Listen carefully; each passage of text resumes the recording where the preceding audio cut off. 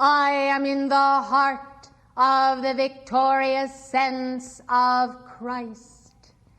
I am victory, and with me are legions of light, kindling a cosmic flame of illumination. I come to transfer to you the victorious sense of the disciple in the very hour of ignominy that is manifest by the betrayal even of the one who denied that he would ever betray. Beloved hearts, realize then the proximity to the Word and to the Christ of the fallen ones who would crucify him, for it was not the people, but the fallen angels, even the watchers, who determined to put out the candle of the living flame of love in Christ Jesus. And therefore they had denied him in heaven, and were cast out those Nephilim gods, and on earth the watchers who had taken dominion would see to it that his power, that his light, and that his name would not be exalted. But the more they denied, the more they would crucify, the greater the light of Christ became, as a fire in the hearts of millions. Therefore, beloved, though that disciple that denied him was long on sacrifice and very short on obedience, you also must realize that the temptation to enter into sacrifices for the Lord as a substitute for obedience must be faced by every individual who would walk with him through the cross and beyond to the resurrection. But before that, the descent into hell must also be the way of the fervent disciple. Thus I come with my flame of victory for you who would follow him. To each of you I give the understanding that when all is quiet and you are alone with him, free to love, free to promise, free to obey, it is something quite different than when you stand in the presence of these fallen ones, and with their auras literally charged with the light, they have turned to darkness and the power of darkness. And therefore it is as though there were a scrambling of the mind, and one's sense of identity and one's balance is lost, and the base instincts of self-preservation come to the fore. And the last thing in the world that is thought of is the very life of the one sent. This we have seen again and again through the ages. Therefore I come in this hour that there might be a record in the earth of the path of discipleship, where these disciples who have been so long with the avatars of East and West in so many incarnations will have the mantle of victory on that path to lay as a mighty track which those who come after you may follow. And therefore with practice comes perfection, practicing therefore in the very presence of the adversary, challenging these fallen ones who move against the holy innocents, dealing with the power of their darkness on a daily basis, will produce in you some adeptship, some mastery of the sword Excalibur and the lightning mind of God, and therefore, passing through this hour of darkness many times over, You will then know what is the exact vibration and manifestation, and you will have such a momentum of victory multiplied by our legions and my own heart flame and the disciples who have ascended and the Lord Christ himself, that you will fool them, these ones who are so accustomed now to manifest their terror, their acts of violence, their anger, their tirades, and their abuse of the word, and the momentum of their planetary chain, that they cannot believe that anyone would survive to challenge them, that any community would endure. Is it not written that they all fled, all of them, and these were the closest to his heart? Did he not in that moment think of his mother and of Magdalene? And yet he bore the flame of that mighty God consciousness. He knew that he came from God. He would return to God, and he would pass through even the valley of the shadow of death, even death itself, entering hell there to preach to the rebellious angels. And he would rise on the morning of the resurrection. On the third day he would appear, and thus you shall also, first passing the tests of discipleship to maintain the oneness of the mandala, not to scatter out of fear, not to scatter and leave the place of El Moria in quest of a holy grail that is not thine to quest. The leaving then of the citadel of light and its defense, whether of the person of Christ or of his community, becomes therefore the breaking of the mandala of the whole. Let true friends of Christ in this hour therefore form a white fire corps of the 144, 12 disciples for each line of that cosmic clock.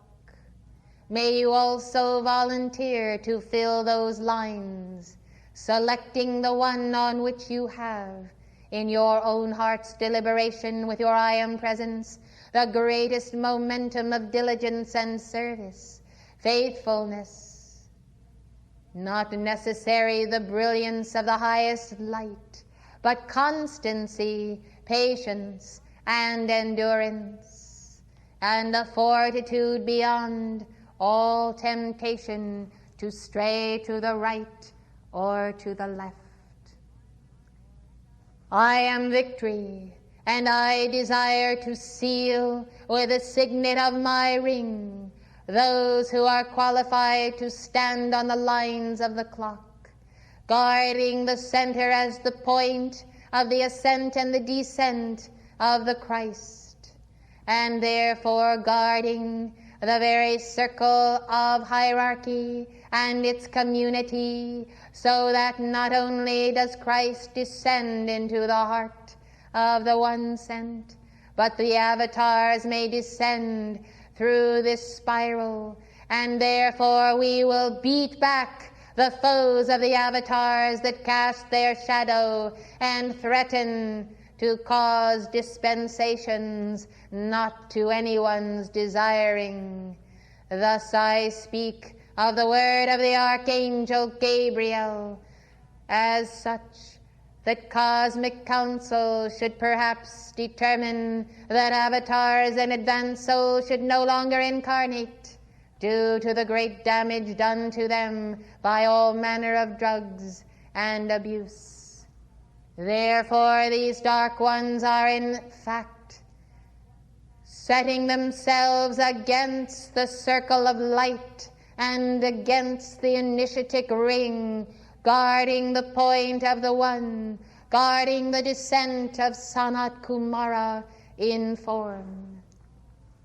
Therefore we see that the center of the circle is the place and the point of the Christ consciousness, and it is also the point of thine own, for it is the meeting place of master and disciple, and guru and chela, and therefore it is a fountain of love which must be tended, must be ensconced, must be seen as the beauty of God incarnate.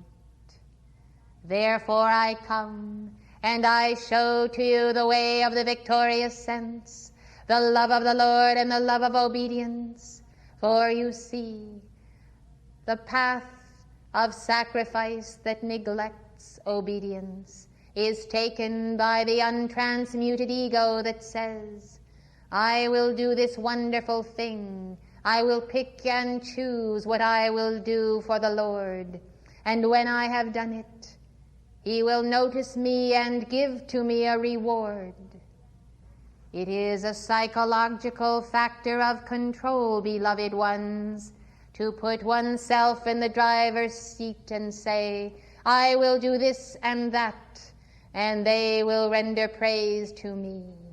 I will choose what I will do, but I will not do what I am told by the authority of the word with us. I will not obey the voice of God within me. I will not hear the call of the Ancient of Days through my mighty I am presence in the day that the Lord hath need of me. But I will give to him as I pick and as I choose. Thus, beloved ones, the path of sacrifice without obedience is a path of idolatry to the nth, the idolatry of self, and the idolatry of the one sent.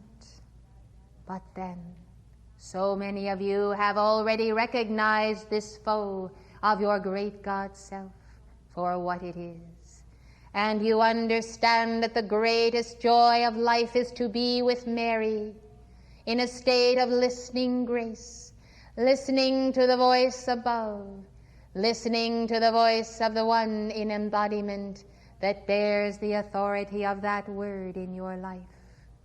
And therefore, to fulfill the mandate of the law becomes the delight of that one, and he meditates in the law of God. And in that meditation, it is as though he were one with the Manus, the great lawgivers of the races. For in the meditation of the law, he identifies with the eternal blueprint of the I am race, and in joy and in love, in action and in service, an immense creativity is born, for oneness in the will of God opens the doors to the vastness. Having access to cosmos and the cosmic mind, the fulfilling of the will of God is seen as having a far wider latitude for the expression of true selfhood than any picking and choosing of sacrifices might bring. Therefore, beloved, understand that a greater affection, an understanding of love in action, an understanding of staying with the Lord in this hour of betrayal was of course needed, and it was absent. One asks why. Why is it so that these individuals so lost their hold so easily that the Master could be betrayed and taken from them? Beloved, consider again the absolute nature of evil and its power incarnate unto those who have dedicated themselves to it by the very drinking of the blood of Christ and of the holy innocents, by the perversion of all of the chakras and the life force. These have a momentum from eons of movement against the light, and these fallen ones are the practitioners of black magic. It is necessary then that Jesus Christ should indeed have been crucified and resurrected and ascended, to open the path for other disciples to follow him and to ascend, and for the dispensations of Saint Germain in this age, to assemble many sons of God in the fullness of the Spirit of the great white brotherhood, that these might stand in the day of the challenge, standing with Enoch and the hosts of the Lord, to pronounce the judgment of these fallen ones, even in the very midst of the power of their darkness. Thus it is understood that those who will stand against them in this age of their final judgment must have the attainment of light equivalent to the attainment which they had when they fell. Thus you understand that Lucifer himself was an archangel, and so you see why the Archie Mary was chosen to bear the Christ, for she must withstand with her blessed Raphael in heaven the onslaughts of these fallen angels of high rank against that child before it was born, and in the early years, and on through his entire lifetime. Thus one having the attainment equal to and beyond the watchers and the Nephilim must stand in the earth, and must hold the flame of the hosts of heaven to multiply your own hearts. For if you yourselves do not have the equivalency, your spoken word in the science of love is therefore the open door to your I am presence and Christ's self, to all the hosts of God, holding therefore the balance and being held by the love of the messenger in embodiment, to stand therefore and to not be overcome, neither by one or by an assembly of the many of these fallen ones. Now understand from this viewpoint of the Good Friday spell that it is indeed a spell of black magic, and this is why they could not hold open their eyes in the hour of prayer, nor could they resist Satan placing therefore his poison in the heart of Judas, nor could they resist the entire circle of energy. Therefore it acted as a repellent, the black magic of their concerted auras, and they all fled, and he alone stood, with perfect understanding and compassion, that he had come to stand with them against the wiles of the fallen ones, and they too must also learn to do the same. They must value, therefore, the one multiplied by the heart of Christ over and again. They must learn to value the Christian community, the community of the Holy Ghost, and ultimately the union that would be born and the land promised that would be given. This union of hearts in these 50 states in America is an amazing union. Seldom on earth has there been established such a oneness by so many people in such a large geography. Realize then that it is the memory and the very point of the tears that fell from the eyes of Peter that has remained with the sons of light, who have recognized that holding the flame of the union is upholding the Christ in the heart of this nation, and upholding that light against all of the onslaughts of the seed of the wicked. The memory of the union and its necessity is born of this very hour when the powers of darkness succeeded in breaking the band of their union. Thus, beloved, in every age where the Avatar has stood alone, the fallen ones have seized their opportunity to strike that one down. But where the wisdom and love of the faithful has manifested a harmony that would not be broken no matter what, There has been the victory. There has been the enormous victory. Consider this very nation in World War II, betrayed by individuals at the very top levels of this government, all the way to the office of the president. Yet the people themselves would not be deterred from the victory, not by the betrayal of the leaders at home or abroad. They moved against the hordes of darkness, and the victory was won, and yet the watchers compromised that victory in the greatest compromise seen in these 2,000 years. As Churchill and Stalin and Roosevelt made their pact and gave away a land and a people whose victory had been won. And this too was the influence of the fallen ones at inner levels. But you see, all three of these were watchers themselves. And this you must understand. The betrayers of the people in office did themselves undo the mighty heroic deeds of the disciples and of the Christed ones. You must know these things. You must know that the one who is upheld as a great president, Roosevelt, himself was a betrayer of America, and Churchill was a betrayer of Britain and of Europe, and so Stalin was a betrayer of all of the heart flames of Mother Russia, and all three together stood against the 12 tribes reincarnated to attempt to divide them in the very hour of the victory of the promised land in America. I tell you these things because in their respective nations, even to this day, these watchers have remained heroes of the people.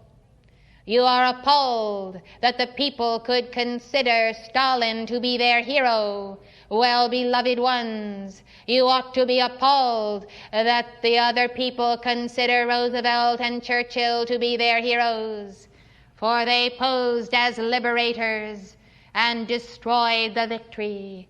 They were the destroyers of the victory as surely as the Christed ones who won that victory were themselves disciples in the heart of Christ, who moved forward and knew that they came from God and would return to God. Let us understand that many of these fallen ones today appear in the guise of good. They do many seemingly good things, but they withdraw, take a step backward, or simply miss where they should fill a point with light. Thus, it requires the astuteness of the mind of Christ, ever seeking purification. Forget not to fast to clear the senses and the mind. Your own beloved Mark did diligently follow the practice of fasting and designated one day a week for that purpose. Saturday is the preferred day when you have the violet flame passing through you, when you have the light of victory, when you have the action of the sacred fire, preparing for the receiving of that illumination on the day of the sun's ray. Realize then that I am victory. I am a light of victory, and I have sought on occasions to contact some of you either with a warning or with instruction or with a penetrating light. And because your senses have waxed dull by overeating and overindulgence, you have not heard me, and therefore a blessing was lost. I come not to condemn, for my heart is filled with a compassion for your life streams.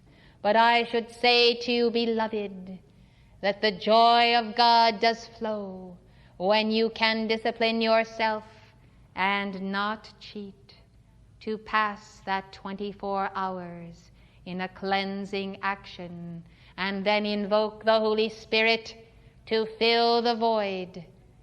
For nature abhors a vacuum. If you empty yourself, God will fill you with light, and then your perceptions will increase, and you will be meet for the battle of the Lord.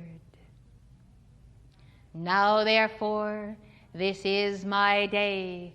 This is my gift of the transfer of the victorious sense to the disciples of Christ, of the ascended masters, and those who have vowed to be his friend in the hour of betrayal, those who have vowed to be the friend of the messengers in the hour of the betrayal and the hour of the glorying of God, within that very temple, within that very soul and heart before you. And so it is with yourself. As the one is glorified, the 144 are glorified, and all of the multitudes who eat the crumbs from the Master's table, assimilating some of the word, but not all, they too can perceive his glory in their flesh. Because this victory lives, because it lives in heaven and on earth, in the entire spirit of the great white brotherhood, I come with that mighty announcement that you too can win, and you can be with Christ, alive forevermore. You can affirm with Lanello, behold, I am everywhere in the consciousness of God. Behold, with Jesus, I am alive forevermore. Death and hell have not touched me at all, for I am the God victorious one, as above so below. My I am presence with me is the power of attainment that overcomes every foe of the Christ on earth. I take my stand on earth, and I make myself the instrument of flood tides of light, of victory in Christ. I am the victorious sense of mighty victory. I am the victorious sense of mighty victory. I am the flame of victory in action. I am the flame of love unto the last. I am with Christ in the beginning and in the ending. Lo, I am where I am in my very heart, Alpha and Omega. I am the bearer of the body and blood of Christ. I am truly the burden bearer of the Lord. I bear his light, and his light swallows up the burden of earth as world karma. I stand and I still stand, for I am that I am, and I know it. I am it. I feel it. I think it. I work it in action physically in me. Lo, I am the victory of the light where I am here and now. Victory, victory, victory. By the power of Brahma, Vishnu, and Shiva, I am victory in the earth, and I am pressing that victory into the very earth beneath my feet, beneath that soil and under the earth, all the way to the very white fire core. I am the victory in the earth. I am the victory in the air. I am the victory in the water and in the fire. I am victory. I am the victory of the light of the resurrection flame. I am victory all the way. Now, beloved hearts, can you not also be created with me, creative in your heart, and affirm your own mantras of victory daily into the teeth of every manifestation of the absence of the love flame? I am the victory of this job. I am the victory of this work of my hands. I am the victory of the mind of God in me to figure out the way and make it plain for others. I am the victory by the mind of God in all that I must do this day to bring God's kingdom on earth as it is in heaven. And the I am in me is the victory. My mighty I am presence is the victory. Mighty victory in me is the victory. Mighty victory is where I am. I cannot fail, for God is with me now. I am victory. I am victory. I am victory. And I roll back defeat. I roll back failure. I roll back death and hell. And the mighty circle of victory on planet Earth shall begin in the dot in the center of our circle, and it shall press out from the very heart of the one who has sent the messenger, from the very hearts of those who are sent by the messenger. And the circle will widen, and it will widen its borders through the 144 disciples that one day become the 144,000.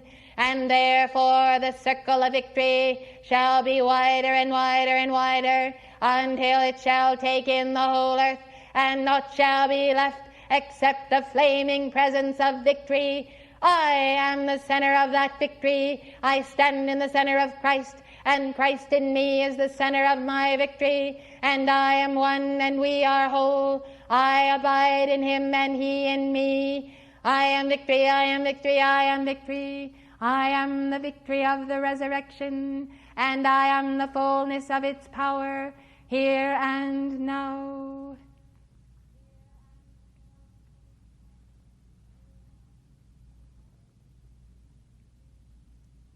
Blessed ones, I open the ethers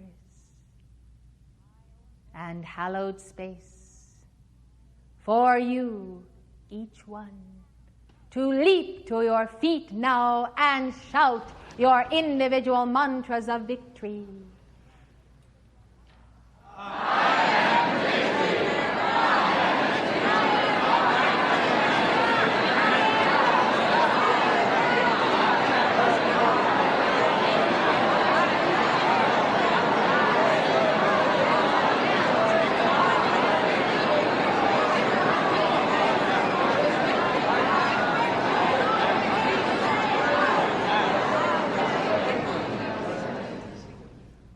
And this too is a joyous shout of victory, a tumult not crying out for the death of Christ, but a tumult of victory, affirming the everlastingness of Almighty God.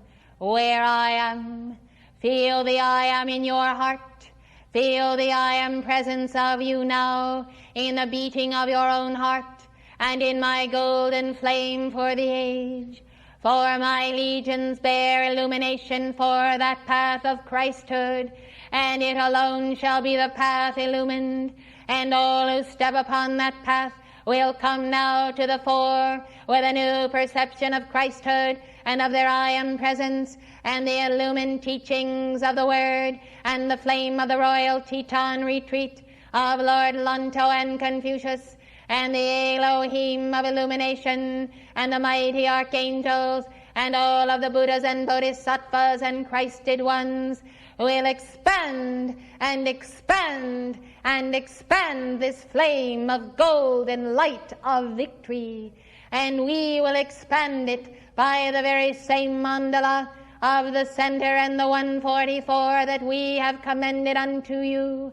And therefore in the etheric octave, by the voice of Gabriel, by the voice of Alpha and Omega, the circle of golden victorious light of the Christed One, even the Lord Sanat Kumara in the center, will expand and expand by the heart of Gautama, by the heart of Maitreya, by the heart of Jesus, by the heart of all ascended masters, standing at the level of Jesus, by the level then of Lanello, and by the stepping down of Lanello into this octave, the mighty circumference of victory will be as a giant level of an ovoid, and beneath it another, and you will find that the center will be that fiery coil of the golden stairway, and you will see the octaves of heaven and earth open for the passing through of the saints